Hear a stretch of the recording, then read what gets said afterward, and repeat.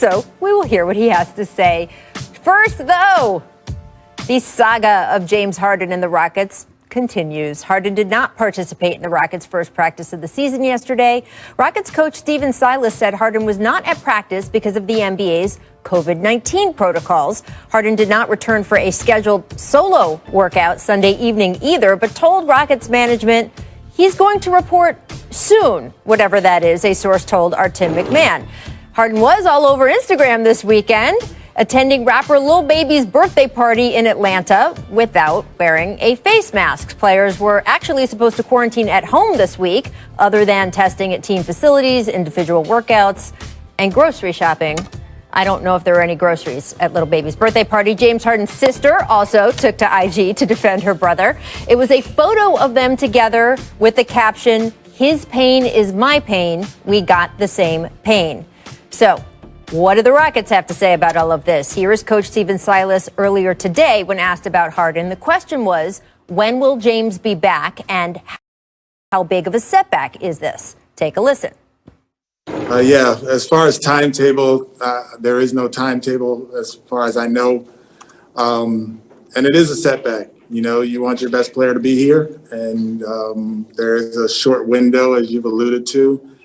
As I said yesterday, we're working as if this is the 6th to the 23rd. So there is some time, but, you know, it is a setback. I mean, I have to be honest and understand that this is a setback, not having one of the best players in the NBA here. But I'm working with the guys who are here, and we're working hard, and we're doing a good job. Well, shouts to him, new coach, being put in a difficult position and being candid and honest. Definitely the way to go, Coach, because people know if you're not telling the truth. What do you think it is like for him to be starting now and dealing with all of this? Well, it's difficult. You know, you want your best player in camp. You want your best player there to lead and set examples and things like that. And right now they don't have that. And when you see them on Instagram having a good time, kind of going against the COVID protocols, I mean, seems like James is sending a pretty strong message back to Houston about where he's at. And as the coach, you just got to keep pushing forward. You got to prepare your team.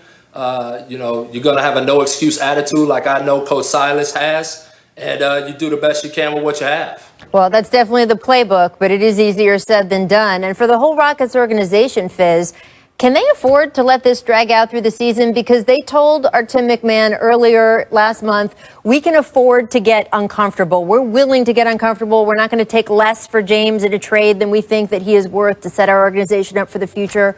But are they going to be able to actually pull that off? That's going to be a tough line to walk because, you know, they're going to be getting a lot of pressure from him and his people. And if he's not performing at the level that we're used to seeing from James Harden because he's got a lot going on internally, you know, people are going to look at that and see that as an opportunity to wait him out. And if Houston waits too long, they might get stuck in a position where they lose. So it's really walking a fine line on when to do it and when to pull the trigger. But also, you got to keep James Harden in a place where he still plays for you and performs for you and gives your team a chance. Absolutely. And I now see we are joined by our senior insider, Ramona Shelburne. Lovely to have you here. Can you piggyback on what Fizz was saying? Just how long can the Rockets afford to wait this out? Well, Rach, I mean, you were the one who covered Jimmy Butler in Minnesota a couple years ago. Yep. And I think we all thought that they had some time. Okay? They did not, Jimmy Butler Ramona. made They did everybody not have fairly time. uncomfortable. No. I seem to remember watching you interviewing him right as things were about to blow up there. And, you know, like if a player wants to make the team uncomfortable, if he wants to be disruptive, then they can. And I think the one thing that got me about James's post over the weekend is, you know, this isn't Lou Williams at the strip club in Atlanta, at Magic City, where somebody posted a photo of him and then everybody said, oh, wait, Lou Williams was at Magic City? Right.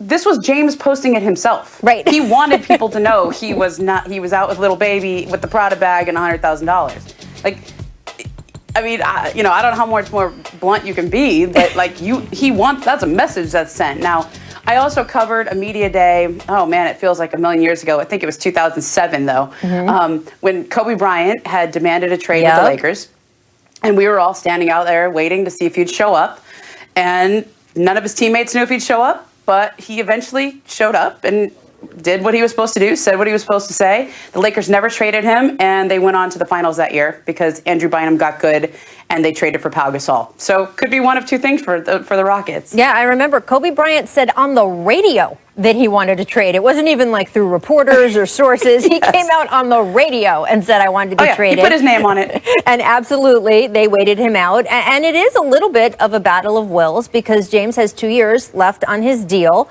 And there is a point, Fizz, I think, where the coaching staff and the front office can say, we don't care. You need to be out on the court and play. And remember, if NBA players, quote, sit out, it's not like the NFL. NFL players can sit out and their contract year continues, even if they're not getting paid. With the NBA, if you don't report, your contract year does not start.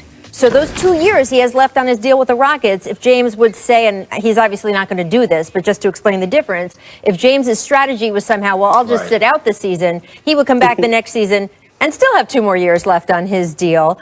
Inside the franchise, what are the discussions, Fizz, that as a coach you're having with the front office back and forth about how to handle it and what to say to the other players? Well, I think it first starts with sitting down with James and saying, okay, how do you want this to play out? And, yes, we are actively shopping to trade you, but until we can, we all have to be pros and do our job. And you would expect and you would want to encourage him to be that type of person that would come out and play until that opportunity came up where a deal could be worked out. It doesn't look good for anybody if James doesn't show up. Well, I think for Houston, for Houston, Viz, to me, the conversation is James going to play nice? Is he going to be, or is he going to be disruptive? If he can settle in with John Wall and they can get off to a decent start, that actually increases Houston's leverage. But if he's disruptive, if the team starts to crater, then they're really trading him from a place of duress. And I think that's what the organization has to determine. Now, I personally am in the camp that says he's under contract, he's a great player. You just don't get many chances to trade great players. Right. And if you trade James Harden in the wrong deal, your franchise is going to be digging out from under that trade for the next 5 to 6 years. So you wait until you get what you want for James Harden. And you have to tell him, help us help you. I mean, there's a lot of players who've been in this situation. And if you help us help you, then you can get to where you want and we can get something in return for you. And that's where that professionalism comes in, where you just say, hey, listen, come out, play hard like you always do, perform at a high level.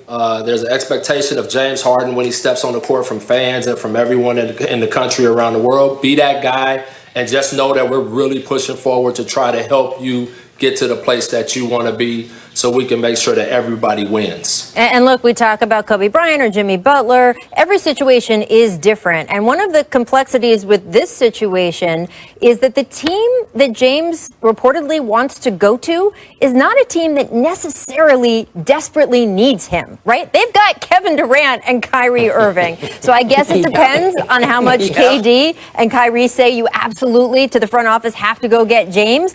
But it's not a team that necessarily has to pay a sky-high price because they're desperate for James Harden. He would kind of be a luxury on that team. So that's going to change the leverage and the negotiations here as well. We'll have to see if there's anywhere else James might be interested in going, or this saga could end up for a long time. We'll keep watching Instagram. Who knows? And by the way, Ramona, I'm glad you casually dropped that $100,000 because James Harden apparently gave Lil Baby $100,000 for his birthday, among other gifts, which is amazing. Coming up, we're going to talk about that team that beat the Clippers in the playoffs. You remember them, the Denver Nuggets. We will give our predictions for Jamal Murray and the whole rest of the crew. Can they top last season's conference finals run? First, though, here's our Jump Recommends for today. I spoke with celebrity tattoo artist Mr. Cartoon, who designed the new Clipper uniforms. And, we got a distant replay.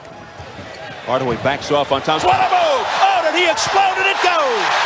That was brilliant! Every bit as good as Richmond's move in the first half. Pretty miraculous.